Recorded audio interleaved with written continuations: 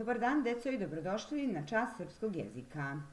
Prošlog časa smo radili glagole i rekli smo da su glagoli promenljive vrste reči koje označavaju radnju, stanje i zbivanje.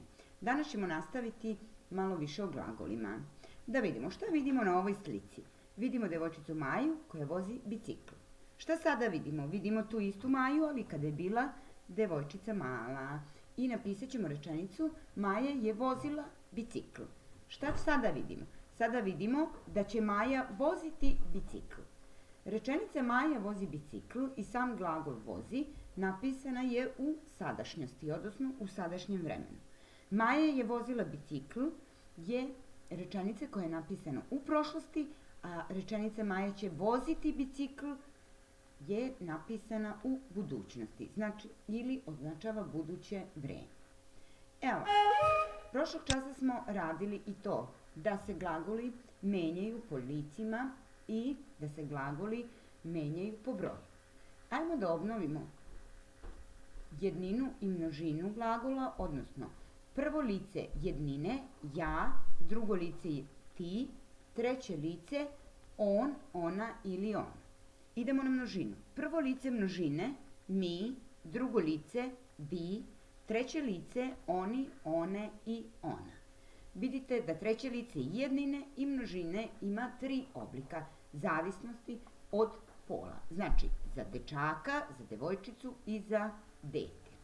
Danas šta ćemo raditi? To je promena glagola po licima i vremenima. Ovo ćete zaustaviti i napisati u vaše sveske. Da vidimo kako to izgleda. Imamo glagol čitati. Hajde da ga promenimo po licima u sadašnjem vremenu. To bi glasilo ovako. Ja čitam, ti čitaš, on čita, ona ili ono dete čita. Za množinu mi čitamo, vi čitate, oni, one i ona deca čitaju. Pogledajte glagol čitam, čitaš, čita, čitamo, čitate i čitaju. To su sve različiti oblici od glagola čitati. Ajmo da pređemo na prošlo vreme. Prvo lice, ja sam čitao ili čitao sam. Drugo lice, ti si čitao ili čitao si. Treće lice, on je čitao ili čitao je. Ona je čitala ili čitala je. Ono je čitalo ili čitalo je. Da vidimo za množinu. Mi smo čitali, čitali smo. Vi ste čitali, čitali ste. Oni su čitali, čitali su. One devojčice su čitale ili čitale su i ona deca su čitala ili čitala su. Pogledajte sad reči. Sam, si, je, smo, ste, su. To su sve one reči kada vi određujete subjekat i predikat, pa kada kažete da je predikat čitao, a ja kažem da li sam čitao, vi kažete sam čitao, to su pomoćni glagoli za prošlo vreme. I ovo ćete pripisati u vaše sveske, a mi sad idemo na buduće vreme. Isto imamo glagol čitati. Prvo lice ja ću čitati ili čitaću. Znači, postoje 2 varijante. Ću čitati ili čitaću. Drugo lice, ti ćeš čitati, čitaćeš. Treće lice, on, ona, ono će čitati ili čitaće. Idemo na množinu. Mi ćemo čitati ili čitaćemo.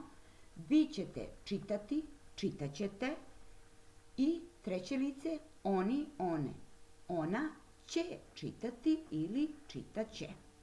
Pazite sad, reči ću, ćeš, će, ćemo, ćete, će su takođe pomoćni glagoli, ali za buduće vreme. I ovo ćete prepisati u vaše sveske. Sada, nešto što je važno i što morate da vodite računa, imamo rečenicu koja glasi ja ću voziti. Ovaj glagol ću voziti u prvom slučaju je napisan kao 2 reči, u drugom slučaju napisan kao 1 reč. Svi glagoli koji se završavaju na ti, a to su glagoli pevati, voziti, cvetati, učiti, čitati, šiti i tako dalje, postoje dva načina. Prvi način je sa dve reči, ako je ću ispred, ako je iza, to je jedna reč. Pazite dalje. Ja ću doći, doći ću. U prvom slučaju su to dve reči i u drugom slučaju su dve reči. Svi glagoli koji se završavaju na ći, ići, doći, reći, seći, peći, prići, pišu se obavezno sa dve reči.